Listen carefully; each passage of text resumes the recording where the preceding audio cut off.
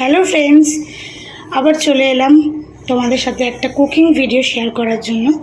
তো চলো আজকে কি রান্না করি তোমাদের সাথে সেটা শেয়ার করি।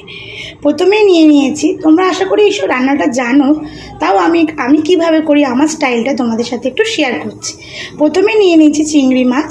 চিংড়ি মাছটা নুন, হলুদ, কাশ্মীরি মির্চ দিয়ে ভালো করে মাখিয়ে হালকা ভেজে নিয়েছি।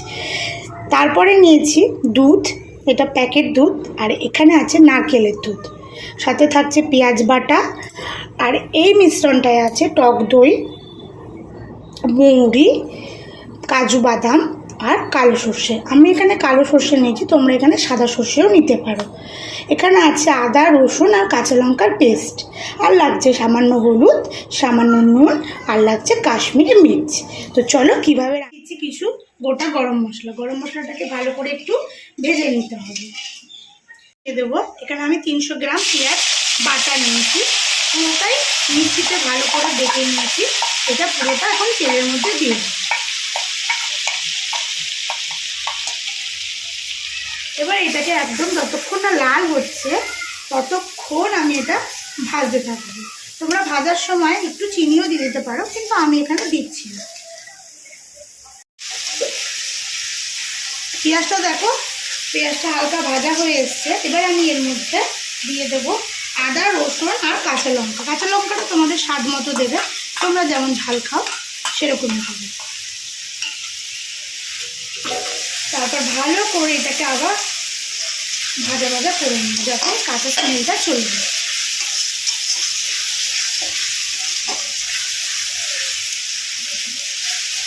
এবার আমরা যেহেতু ঝালটা একটু বেশি খাই, তাই জন্য আমরা একটু লঙ্কার গুঁড়ো অ্যাড করছি। তোমরা যদি চাও তোমরা দিতেও পারো, নাহলে স্কিপ করে যাবে। এবারে দিয়ে দেবো যেই মিশ্রণটা আমি বানিয়েছিলাম, সেই মিশ্রণটা আমি দিয়ে দেবো। তখন গ্যাসের ফ্লেমটা কিন্তু একদম লোতে থাকবে, ঠিক আছে?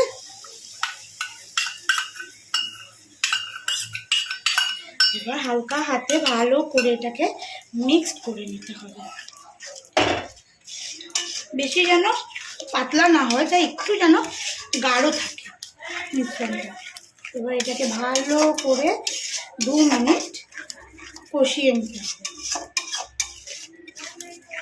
এর মধ্যে আমি এখন সামান্য নুন অ্যাড করবো। নুনটা যেরকম যে খাবেন সেরকম অ্যাড করব।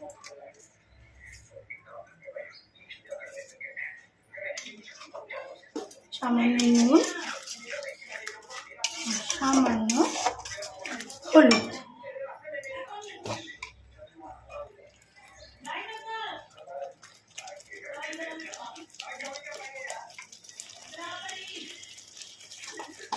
এবার এটাকে ভালো করে একটু 2 মিনিট ফুটিয়ে নেবেন। তারপরে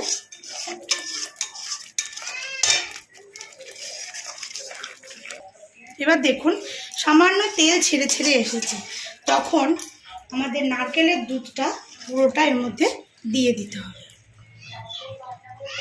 তখন কিন্তু গ্যাসের ফ্লেমটা একদম যেন হাই থাকে।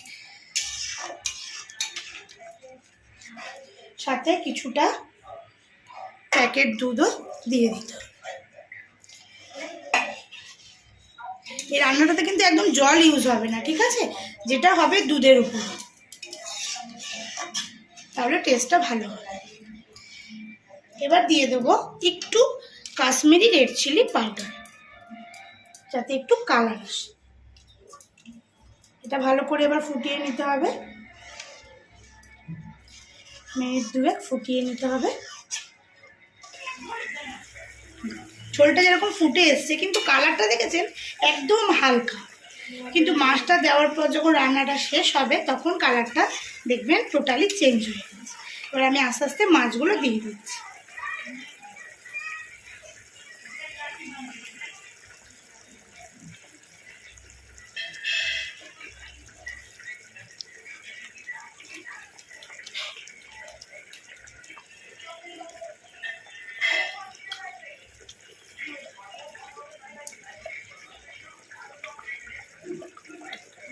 চিংড়ি ভাজার যে তেলটাও পুরোটা আপনি দিয়ে দেবেন। এবার দেখবেন আস্তে আস্তে কালারটা কতটা সুন্দর হয়। এবার উপর থেকে একটু দিয়ে দেবেন কাশ্মীরি রেড চিলি পাউডার।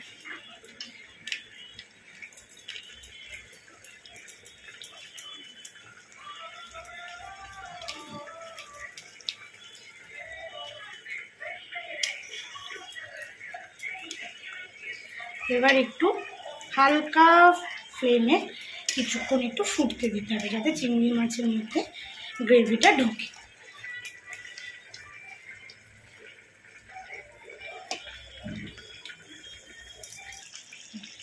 এবারে উপর থেকে একটু গরম মশলা,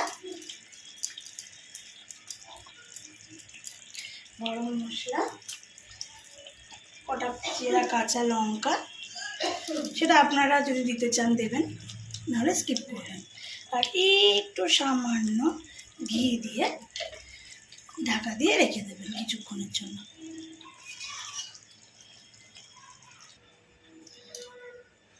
এবার দেখুন কালারটা কেমন এসছে। এবার গ্যাসের ফ্লেমটাকে অফ করে দেবেন। ব্যাস হয়ে গেল আমার চিংড়ি মাছের মালাইকারি। কেমন হয়েছে একটু কমেন্ট করে জানাবেন। Thank you.